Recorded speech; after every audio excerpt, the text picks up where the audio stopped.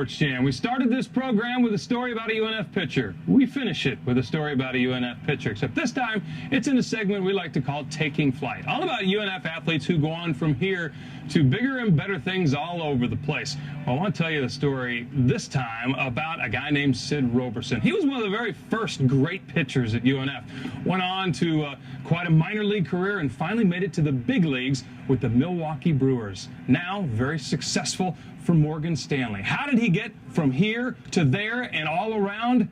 Here's Sid's story.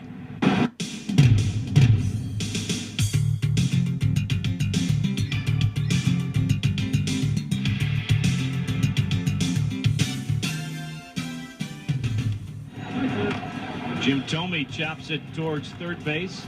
Seitzer's throw is just in time. 1-2-3 for Roberson. He's seen mountaintop days that few people anywhere ever have a chance at. Diminutive left-hander Sid Roberson.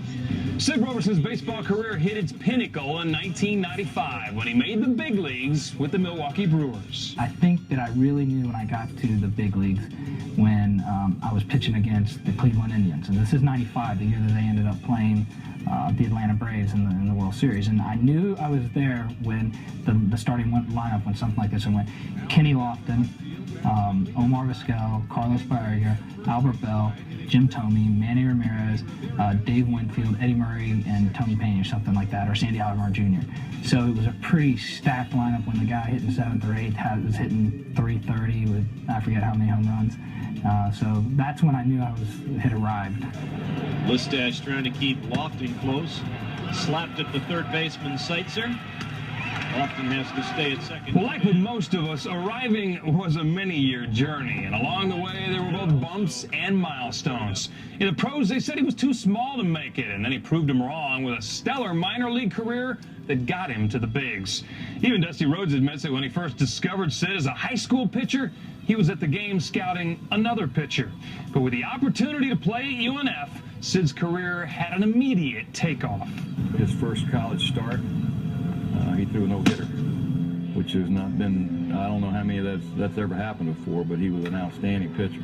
He saw me pitch 2 games that I lost both of in high school, and he saw something, and he told me, he said, I can work with it, and he did, and I can give him all the credit in the world for identifying that. He's the only pitcher that I've ever had here that no matter who we played against, when he went out every day, I felt like he was going to win. It wouldn't have made a difference if they were Division I or whatever. I thought that he could win, he could beat anybody in the country.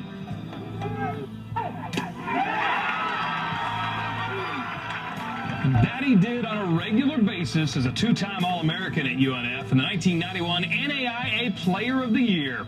That afforded Sid new opportunities, like getting drafted by the Brewers and playing on Team USA with the best 25 college players in the country. Guys like Jason Giambi and Nomar Garcia-Parra. He'll never forget a Team USA game against Cuba on July 4th in front of about 65,000 screaming American fans.